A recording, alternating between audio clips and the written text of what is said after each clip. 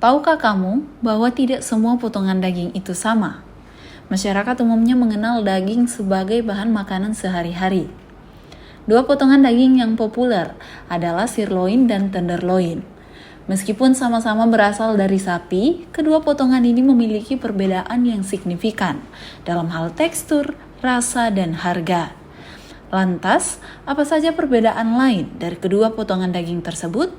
Berikut informasi dari dosen bidang teknologi hasil ternak Unhas, Dr. Hajrawati SPT MSI. Yang paling sering bergerak adalah sirloin, sedangkan yang kurang bergerak adalah tenderloin. Itu dari letaknya. Kemudian bagaimana dengan teksturnya? Karena tekstur daging itu erat kaitannya dengan apakah bagian tubuh ternak itu bergerak atau tidak. Yang kurang bergerak biasanya teksturnya itu lebih halus, ya, pada umumnya itu lebih halus, sedangkan yang sering bergerak itu lebih kasar, dan ini berkorelasi positif dengan tingkat keempukan dari daging itu. Seperti itu untuk seekor ternak. Tetapi kalau kita berbicara sekumpulan ternak atau sekumpulan daging, maka kualitas daging itu dipengaruhi oleh beberapa faktor, mulai dari manajemen pemeliharaannya, bagaimana pakannya, kemudian dari genetiknya, kemudian bagaimana penanganan sebelum dia disembeli, dan penanganan daging setelah disembeli.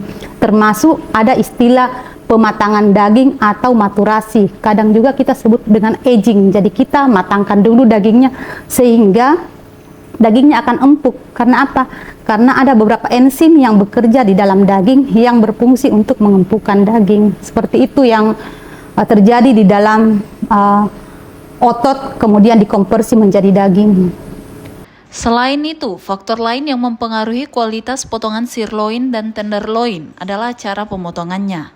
Pemotongan itu berpengaruh terhadap kualitas, khususnya tingkat keempukan, karena adanya tadi proses pasca rigor mortis itu yang sangat berpengaruh. Jadi kita harus menangani ternak itu mulai sebelum kita sembelih, sebaiknya kita istirahatkan, ya, karena itu erat kaitannya dengan energi yang ada di dalam ternak. Pada saat kita sembelih dalam keadaan lelah, maka pH daging itu bisa anjlok, langsung turun, ya. Jadi itu akan berkorelasi dengan warna daging, keempukan daging, kemampuan daging mengikat air, sehingga kita apabila kita mengkonsumsi daging, ada biasanya kita nilai bahwa oh ini lebih juicy, ada terasa dagingnya, karena itu dipengaruhi tadi bagaimana penanganan sebelum dan setelah pemotongan.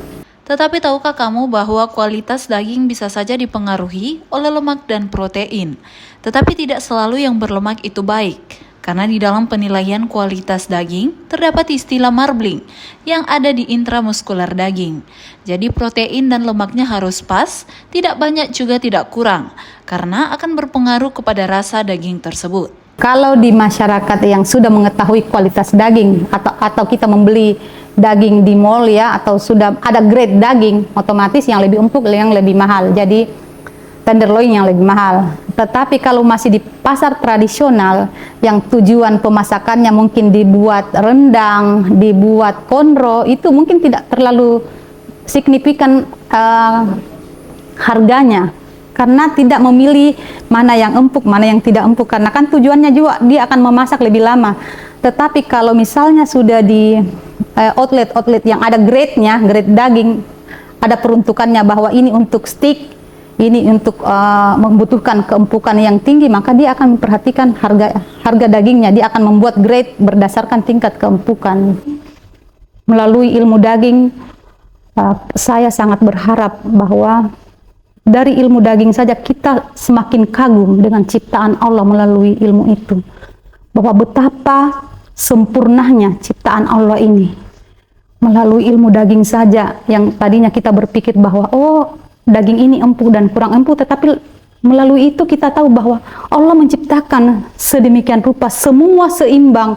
Dari seekor ternak saja kita bisa melihat bahwa ada perbedaan kualitas berdasarkan tata letak dari otot tersebut. Dalam pemilihan daging perlu disesuaikan dengan menu yang akan kita masak. Ketika kita ingin memasak lebih lama, maka disarankan untuk memakai potongan sirloin. Dan ketika kita ingin prosesnya cepat, maka potongan daging yang tepat adalah tenderloin. Andrea Ririn Karina, Andi Muhammad Safrisal, Unhas TV.